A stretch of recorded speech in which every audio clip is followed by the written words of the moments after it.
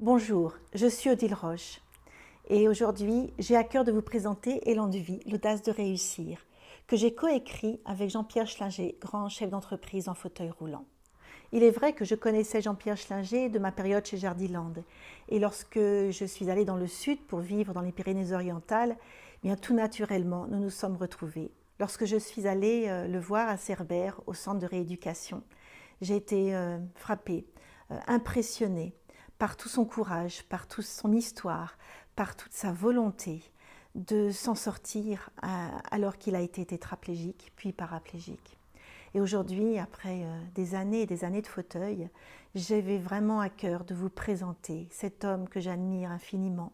J'ai donc voulu, bien naturellement, écrire sa vie, écrire son parcours, écrire toutes ses aventures incroyables, que ce soit ses aventures d'affaires, ses aventures de voyage.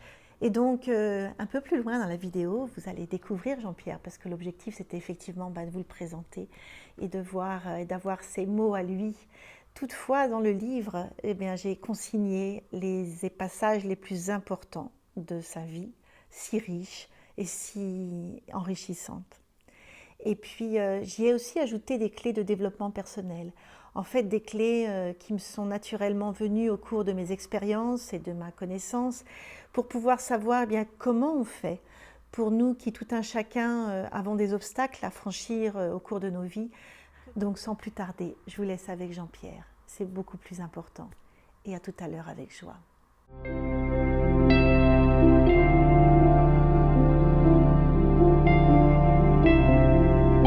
Je suis heureuse d'être à tes côtés, Jean-Pierre, aujourd'hui. Bonjour Jean-Pierre. Bonjour Odile. Avec Jean-Pierre, nous avons écrit Élan de vie, l'audace de réussir.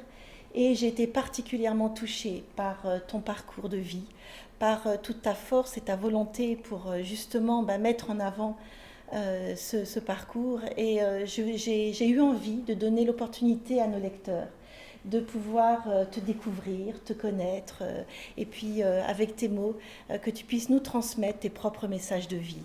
Eh bien, on va essayer de résumer le livre dans une petite interview, voilà. Si ça te fait plaisir. Eh bien, avec plaisir, merci. Allons-y. Alors, tout d'abord, je voulais savoir, puisque effectivement, il y a eu ce terrible accident en mars, est-ce que tu peux nous en dire un peu plus? Comment est-ce que tu veux bien nous parler de l'accident? En mars 82, donc c'est il y a très très très longtemps, j'avais à peine 25 ans, et puis un accident de la circulation, aussi bête que possible, à 40 à l'heure, m'a rendu tétraplégique du jour au lendemain. Tétraplégique avec la récupération des bras, ce qui m'a largement aidé dans ma vie future. Mais l'accident, j'avais 25 ans. 25 ans, la vie bascule du jour au lendemain. Est-ce que tu peux nous dire à ce moment-là quelles ont été tes premières réactions? Comment est-ce que du coup tu as pu continuer d'avoir envie de vivre tout simplement? La question de la vie et de la mort se pose. On a envie de se suicider ou on a envie de vivre. Une des choses qui m'a permis de vivre, c'est que j'avais une petite fille qui allait naître et c'est elle qui a été mon moteur et mon sauveur.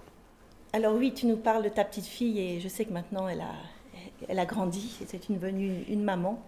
Et au-delà de ça, Jean-Pierre, quels ont été tes autres piliers sur lesquels tu t'es appuyé pour retrouver ta vitalité et ta force de vie? Une fois qu'on a décidé de vivre, le pilier c'est la volonté, la volonté, la volonté. Premier point. Deuxième pilier, c'est un entourage familial indéfectible.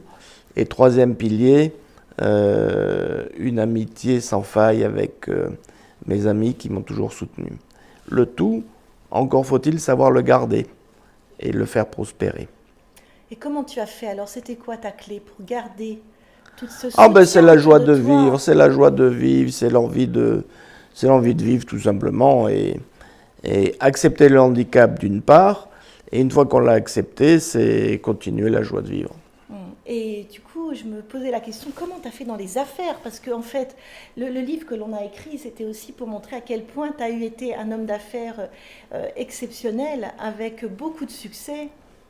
Avant d'arriver dans les affaires, il faut savoir réapprendre à vivre sur un fauteuil, réapprendre le regard des autres.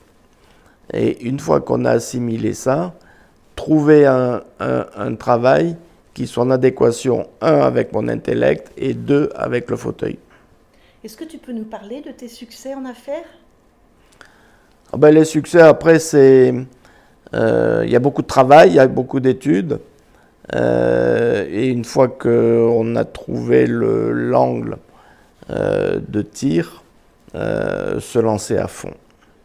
Se lancer à fond. Est-ce que et comment tu as fait en fauteuil roulant pour te lancer à fond? Alors, je l'ai fait parce que je ne savais pas que c'était impossible à faire. Ah, ça, on l'a écrit, tu te souviens? Oui, oui.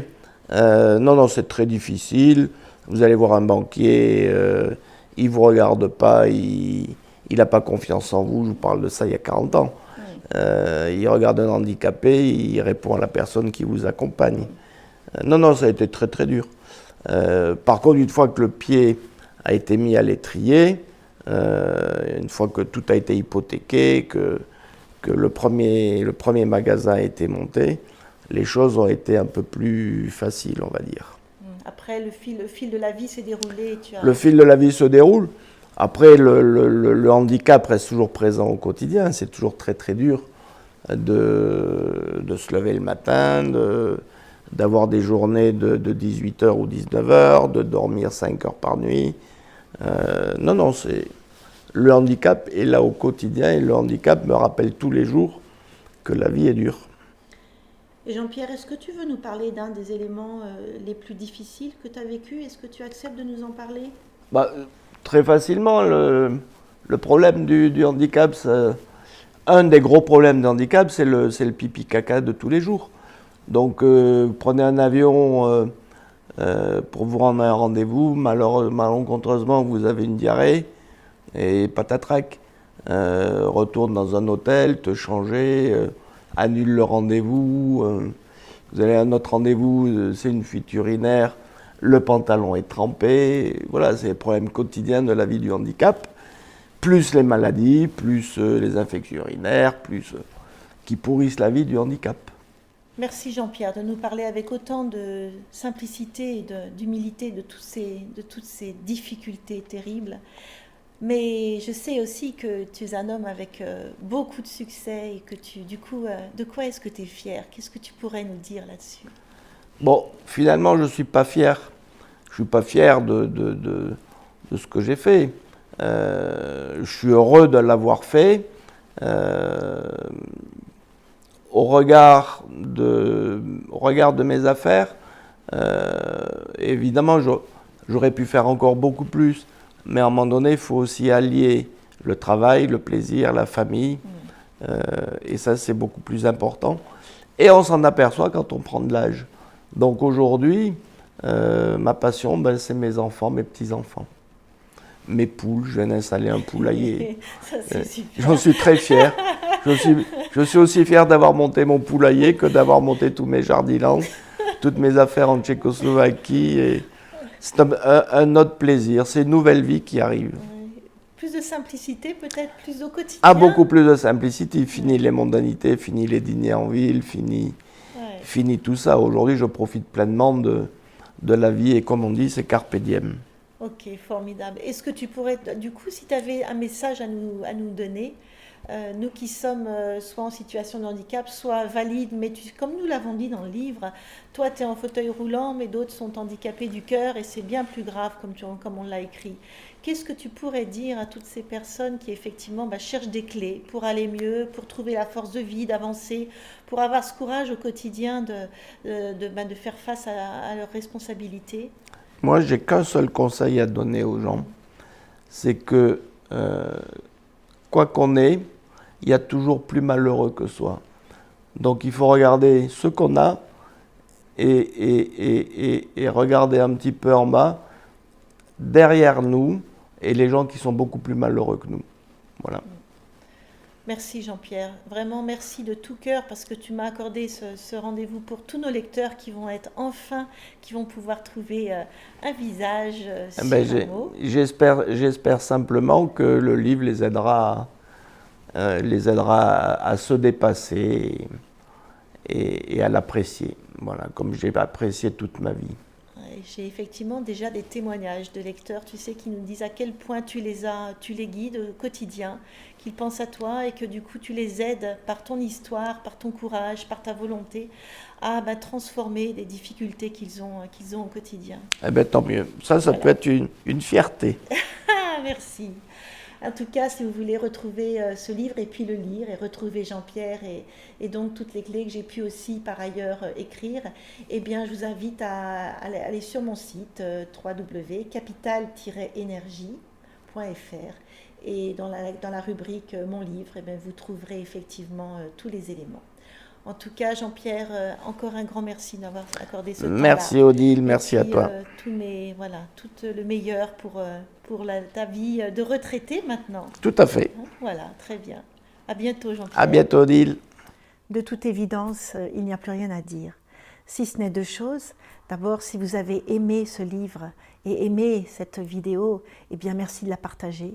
Et puis deuxièmement, si vous voulez en savoir plus et si vous pouvez lire le livre, je vous invite à le retrouver sur ma page dans mon site web, Capital Énergie, mon livre, et donc je vous l'enverrai dans les meilleurs délais. En tout cas, un grand merci déjà à toi Jean-Pierre, de tout ce témoignage, de tout cet apport, de toute cette volonté, de toute cette force que tu nous donnes. Et puis à vous, chers lecteurs potentiels, un grand merci d'avance de prendre autant de plaisir et de joie intérieure, de lire ces mots, de lire ces encouragements. Un grand merci à vous.